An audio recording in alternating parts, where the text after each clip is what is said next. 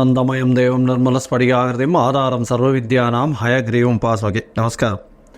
நேயர்கள் அனைவருக்கும் அஸ்ட்ரோகேஎஸ்ஐயங்காரின் பணிவான நமஸ்காரங்கள். மாத பலன் சோபகிருது வருஷம் பங்குனி மாதத்தினுடைய பலனை பார்க்கலாம். 14/3/2024 13/4/2023 வரை உண்டான நாட்களுக்கு என்னென்ன பலன்கள் அப்படின்றத பார்ப்போம். பொதுவாகவே இந்த மாதத்தினுடைய கோல்சாரம் என்ன, இதற்கு பிறகு இந்த மாதத்தில் வரக்கூடிய விசேஷ நாட்கள் என்ன அப்படின்றத பார்த்துட்டு அதுக்கப்புறம் ஒரு ராசியாக மேஷம் முதல் மீனம் வரை உண்டான ராசிகளுக்கு என்னென்ன பலன்கள் அப்படின்றத பார்ப்போம். முதல்ல இந்த மாதத்தினுடைய அதாவது பங்குனி மாதத்தினுடைய கோல்சாரம் என்ன அப்படின்றத பார்ப்போம். நம்ம சௌரமானமான மாதங்கள் அப்படின்றத குறிக்கிற வகையில் நம்ம சூரியன் ஒரு ராசியிலிருந்து அடுத்த ராசிக்கு செல்றதை சௌரமானம் அப்படின்னு சொல்லக்கூடியது. சூரியன் கும்பத்திலிருந்து மீனத்திற்கு செல்லக்கூடிய நாளை மாதத்தை நம்ம மீன மாதம் அதாவது பங்குனி மாதம் அப்படின்னு குறிக்கப்படுறது தமிழில். இது சோபகிருத்து வருஷத்தினுடைய கடைசி மாதம், அதாவது தமிழ் மாதத்தினுடைய கடைசி மாதம். காலபுருஷ தத்துவத்தின் முதல் ராசியான மேஷ ராசியில் குரு பகவானும் 6ஆம் இடம்னு சொல்லக்கூடிய கன்னியில் கேது பகவானும் 11ஆம் இடம் அப்படின்னு சொல்லக்கூடிய கும்பத்தில் சனி, சுக்கிரன் மற்றும் செவ்வாய் 3 கிரகங்கள். சூரிய பகவான் 12ஆம் இடம்னு சொல்லக்கூடிய மீனத்திலும், புத பகவான் நீச்சம் பெற்றும், அது தவிர ராகு பகவான் 12ஆம் இடத்திலும் இருக்கிறது. இந்த மாதத்தினுடைய சிறப்பு, இந்த மாதத்தில் பார்த்தோம்னா 1/4/2024 சுக்கிர பகவான் கும்பத்திலிருந்து மீனத்துக்கு போகிறார். அதனால் இந்த மாதத்தில் 4 கிரகங்கள் சேர்ந்து 1ஆம் தேதி 1/4/2024 மேலே இருக்குது. அதுவும் ஒரு விசேஷம். இந்த மாதத்தில் பார்த்தேன்னா வரக்கூடிய விசேஷ நாட்கள் அப்படின்னு சொல்லக்கூடியது 14/3/2024 அன்னைக்கு காரடையான் நோன்பு அப்படின்வா மாசியும் பங்குனியும் சேரக்கூடிய நாள். இது எதனால் பிரசித்தி அப்படின்னா, சாவித்ரி தன்னுடைய கணவன் சத்தியவானை அதாவது யமதர்மன் பிரிந்து எடுத்து சென்ற போதிலும் அவரை போய் பிடித்து அவருடைய உயிரை மீட்ட நாளாக கருதப்படுகிறது. அதனால் என்ன அப்படின்னா, இந்த பங்குனியும் மாசியும் பங்குனியும் கூட நாளான இன்னைக்கு திருமணமான பெண்கள் எல்லாம் தன்னுடைய கணவன் நல்லபடியாக இருக்கணும், அவருடைய ஆயுஸ் நல்லபடியாக கெட்டியாக இருக்கணும் அப்படின்றதுக்காக பூஜை பண்ணுறதும், விரதம் இருந்து பூஜை பண்ணுறதும், அதை தவிர திருமணம் ஆகாத பெண்கள் நல்ல கணவன் அமையணும் அப்படின்னு பூஜை பண்ணுறதும் இந்த காலகட்டத்தில் நடக்கும். இதை தவிர இந்த மாதம் பார்த்தாலேனால் பங்குனி உத்திரம் அது ஒரு பெரிய விசேஷம். அதாவது பௌர்ணமி நாள். பங்குனி உத்திரம்ன்றது ஒரு விசேஷ பௌர்ணமி நாள். இந்த பௌர்ணமி நாள் எதனால் ரொம்ப முக்கியம் அப்படின்னா, சிவபெருமான் திருமணத்தை சொல்லக்கூடியது. அதாவது மதுரையில் மீனாட்சி சுந்தரேஸ்வரர் திருக்கல்யாணம், அதை தவிர முருகன் தேவயானி கல்யாணம், அதை தவிர இந்திராணி அவர்களுடைய திருமணம், சந்திரன் தன்னுடைய 27 மனைவிகளை 27 நட்சத்திரங்களாக மனைவிகளை திருமணம் செய்து கொண்ட நாள். இதை தவிர இன்னைக்கு திருமணம் அப்படின்றது ரொம்பவும் விசேஷத்தை கொடுக்கக்கூடியது. அது 25/3/2024 வருது பங்குனி உத்திரம். பொதுவாகவே ஜோதிடத்தில் பார்த்தீங்களேன்னா பங்குனி உத்திரம் ஒரு பௌர்ணமி அப்படின்றதுனால மிகவும் ஏற்றம் கொடுக்கக்கூடியது. ஏன்னா சூரியன் தன்னுடைய நட்பு வீடான குருவினுடைய வீட்டில் இருக்கார். அது ரொம்பவும் விசேஷமான விஷயம். அது தவிர சந்திர பகவான் சமசப்தமத்தில் போய் உத்திர நட்சத்திரத்தில் இருக்கக்கூடியதும் நல்ல ஒரு ஏற்றம். இதன் மூலியமாக பௌர்ணமி யோகம் அமையும். இந்த காலகட்டத்தில் பிறக்கக்கூடிய குழந்தைகள் எதுவாக இருந்தாலும் ஒரு பெரிய வெற்றியை நோக்கி பயணிக்கும் அப்படின்றது உண்மை. இந்த பங்குனி உத்திர திருவிழாவின் போது பார்த்தாலேயானால் ஸ்ரீரங்கம் ரங்கநாதர், கமலவள்ளி தாயார், நாச்சியார் சேர்த்தி சொல்லுவாள். அது ரொம்ப விசேஷம். அதாவது ரங்கநாதர் சேர்த்தி கொண்டாடுவாள் ஸ்ரீரங்கத்தில். அதனால் ஸ்ரீரங்கம் ரொம்பவுமே ரொம்ப பிரசித்தி பெற்றிருக்கும் இந்த பங்குனி உத்திர திருவிழாவில். இதை தவிர பார்த்தாலேயானால் 8/4/2023 அன்னைக்கு அமாவாசை. அமாவாசைக்கு அடுத்த நாள் சந்திரமானம்னு சொல்லக்கூடிய சந்திரனை பேஸ் பண்ணி மாத பிறப்புகளை கொண்டாடக்கூடிய, அதாவது தெலுங்கு, அது தவிர கன்னடா இவாளெலாம் கொண்டாடக்கூடியவர்கள். இவர்கள் அந்த தெலுங்கு வருடப்பிறப்பை கொண்டாடுறாங்க. அதாவது 9/4/2023 அன்றைக்கி பார்த்தாலேனா தெலுங்கு வருடம் அவளுக்கு யுகாதி பறக்கிறது. இது ஒரு பெரிய விசேஷம். இந்த மாதத்தில் பார்த்தாலேனால் எந்தெந்த ராசிக்காரர்களுக்கு நல்ல ஏற்றம் இருக்குது, என்னென்ன பிரச்சனைகள் இருக்குது அப்படின்றத பார்ப்போம்.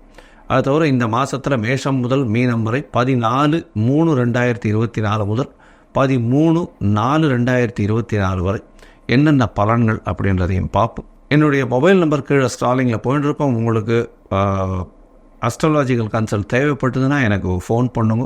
உங்களுக்கு வந்து அப்பாயின்மெண்ட் கொடுங்க. உங்களுடைய date, time, place of birth, name as well as உங்களுடைய பேரண்ட்ஸ் நேம், இது எல்லாத்தையும் நீங்கள் அனுப்பினேயான உங்களுடைய ஜாதகத்தை கணித்து அதற்கு பிறகு வந்து சந்தி இருக்கான்றதை பார்க்கணும். மெயினாக வந்து பாத சந்தி இருக்கா, நட்சத்திர சந்தி இருக்கா, இல்லைன்னா லக்ன சந்தி இருக்கா, இது எல்லாத்தையும் பார்த்துட்டு உங்களுடைய தசாப்தி அந்தரம் சூக்ஷ்மம் இதெல்லாம் வந்து எப்படி போயின்னு இருக்கு அப்படின்றதையும் பார்த்துட்டு இன்றைய காலகட்டத்தில் இப்பொழுது இருக்கக்கூடிய கோச்சார பிரகாரம் உங்களுக்கு வந்து நல்ல ஏற்றம் கிடைக்குமா, இல்லை பிரச்சனைகள் இருக்கா அப்படின்றதையும் பார்த்துட்டு எளிய பரிகாரங்கள் என்ன செய்யலாம் அப்படின்றத வந்து நான் சொல்கிறேன். சரி, இப்போது மேஷம் முதல் மீனம் வரை 14/3/2024 முதல் 13/4/2024 வரை சோபகிருத வருஷம் பங்குனி மாதத்தின் பலன்களை ஒன்றுண்டா பார்க்கலாம். தனுசு, மூலம், பூராடம், உத்திராடம் இந்த 3 நட்சத்திரம் 9 பாதங்களை கொண்ட ராசி. ராசியின் அதிபதினு சொல்லக்கூடிய ஒரு குரு பகவான் ராசிக்கு 5ஆம் இடத்துல இருக்கிறது விசேஷம்.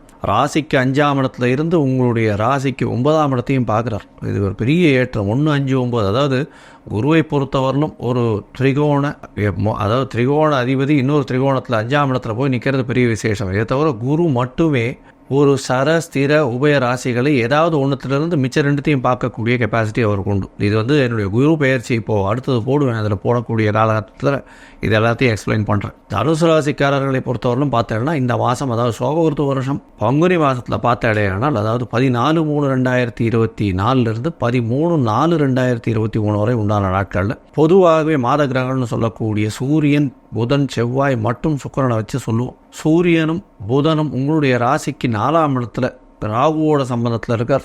புத பகவான் நீச்சம் பெற்று இருக்கார். சப்தமாதிபதி 7/10க்கு உண்டானவர் 10ஆம் இடத்துல, 7/10க்கு உண்டானவர் 4ஆம் இடத்துல நீச்சப்பட்டு போயிருக்கார். அதனால் உங்களுடைய சுகங்கள் நிச்சயமாக கெடும். இது வந்து ஒரு பிரச்சனையில் கொண்டு போய் விடும். அதாவது உடல் நலத்தில் ரொம்ப கவனமாக இருங்க. குரு பார்க்குறாரு, அதனால் ரொம்ப மோசமாக போகக்கூடிய வாய்ப்புகள் நிச்சயமாக இருக்காது. ஏன்னா தொழிலில் வந்து 7/10 அதிபதி வந்து 4ஆம் இடத்துல போய் நீச்சப்படுறதுனால உங்களுடைய கம்ஃபர்ட்ஸ் எல்லாமே கம்மியாகக்கூடிய வாய்ப்புகள் உண்டு.